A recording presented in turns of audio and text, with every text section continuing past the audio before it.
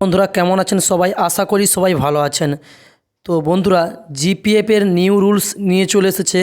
সরকারি কর্মীদের জন্য বিশাল সুখবর। প্রভিডেন্ট ফান্ডের নিয়মে বড় পরিবর্তন বা বদল নিয়ে চলে এসেছে। সরাসরি প্রভাবিত হবে লক্ষ লক্ষ কর্মচারীরা। তো আমরা দেখে নেব কী নতুন নিয়ম এসেছে। সরকারি কর্মচারীদের জন্য অত্যন্ত জরুরি খবর, কেননা জেনারেল প্রভিডেন্ট ফান্ড বা জিপিএফের নিয়মে বড়সড় পরিবর্তন করা হয়েছে। নতুন নিয়ম অনুযায়ী একজন কর্মচারী এক অর্থবর্ষে মাত্র 5 লক্ষ টাকাই বিনিয়োগ করতে পারেন।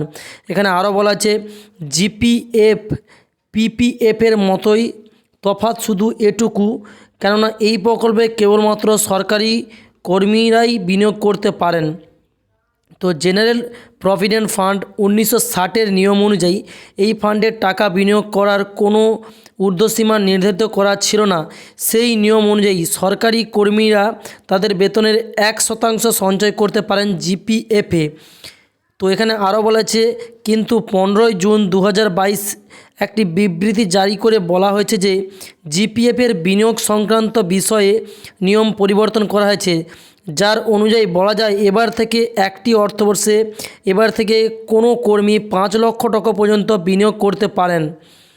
কিন্তু 15 জুন 2022 একটি বিবৃতি জারি করা বলা হয়েছে যে জিপিএফের বিনিয়োগ সংক্রান্ত বিষয়ে নিয়ম পরিবর্তন করা হয়েছে, যার অনুযায়ী বলা হয়েছে এবার থেকে কোনো কর্মী 5 লক্ষ টাকা পর্যন্ত বিনিয়োগ করতে পারেন। এরপরে 11 October 2022 department of pensions and welfare একটি মেমোরেন্ডাম জারি করে জানিয়েছে জেনারেল প্রভিডেন্ট ফান্ডের বিনিয়োগ সর্বাধিক সীমা নির্দিষ্ট ছিল না, কিন্তু এবার থেকে সেই নিয়ম পরিবর্তন করা হয়েছে।